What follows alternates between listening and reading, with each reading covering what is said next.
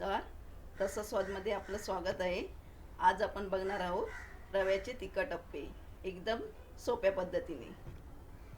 हा 250 ग्राम रवा आहे, जाड रवा आहे, ज्याचा आपण शिरा बनवतो तो रवा आहे. आणि ही 150 ग्राम उडीद डाळ 4 तास भिजवलेली आहे. तर आता ही उडीद डाळ आपण मिक्सरला लावून घेऊया. उडीद डाळ मिक्सरला लावून झाली आहे. ह्यामध्ये आपण जास्त पाणी वापरलेलं नाही आहे. आता हे आपण काढून घेऊया. रवा भिजून घेऊया. रव्यामध्ये आपण थोडं थोडं पाणी वापरणार आहोत, एकदम पाणी घालायचं नाही आहे. असा रवा भिजवल्यानंतरच त्या उडदाच्या डाळीमध्ये आपण सोडणार आहोत.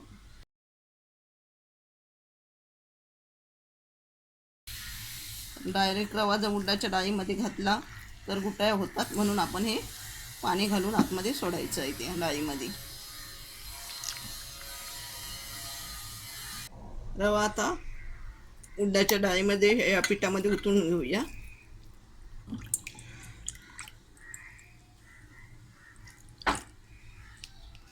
मिश्रण आपलं मिक्स झालं आहे. एवढं जाड ठेवायचं आहे पीठ आपल्याला. आणि हे 8 तासासाठी आपण सेट ठेवणार आहोत. बाकीचे साहित्य 8 तास झाल्यानंतर. अप्प्यांचं पीठ आपलं चांगलं सेट झालं आहे. 8 तास झालेलं आहे हे पीठ आल्यावरती. आणि हे चांगलं असं फुलून आलेलं आहे. असं हे पीठ चांगलं यायला पाहिजे, म्हणजे ते अप्पे चांगले फुलून येतात. आता त्यासाठी आपण बाकीचं साहित्य बघूया. हे 2 कांदे बारीक चिरलेले आहेत, कोथिंबीर, हे 3 मिरच्या बारीक चिरलेल्या आहेत आणि चवीपुरते मीठ. अप्प्यांसाठी आपण हे थोडं पीठ काढून घेऊया अगोदर.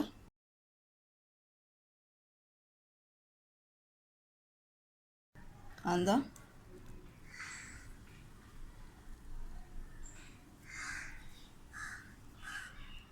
मिरची, कोथिंबीर, मीठ, चवीपुरते आपण मीठ वापरणार आहोत. आता हे सगळं मिश्रण एकत्र करूया.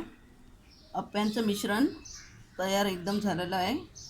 ह्यामध्ये तुम्हाला भाज्या पाहिजे तर तुम्ही भाज्या वापरू शकता. अप्प्यांचं भांडं आपण गॅसवर ठेवलं आहे आणि हे भांडं तापलं आहे. हे निर्लेपचं भांडं मी घेतलं आहे.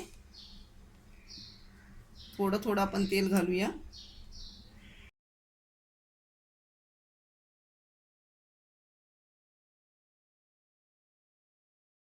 मिश्रण घालून घेऊया.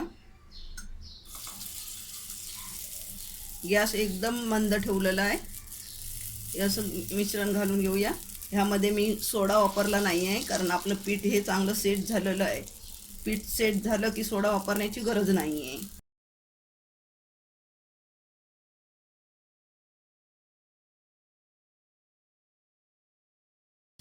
आता 1-2 मिनिटासाठी आपण हे झाकण घालून ठेवणार आहोत.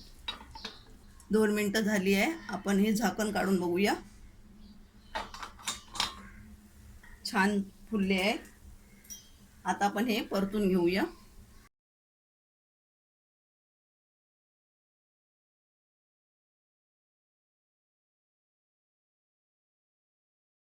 आपल्याला चांगला एकदम गोल्डन कलर आला आहे.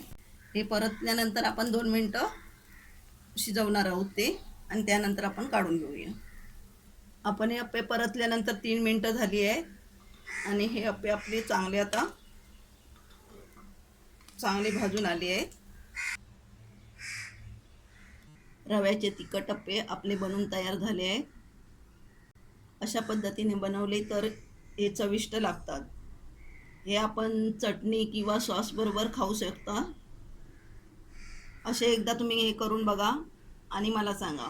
हा व्हिडिओ आवडला असेल तर लाईक करा आणि रसस्वादला सबस्क्राईब करा. धन्यवाद.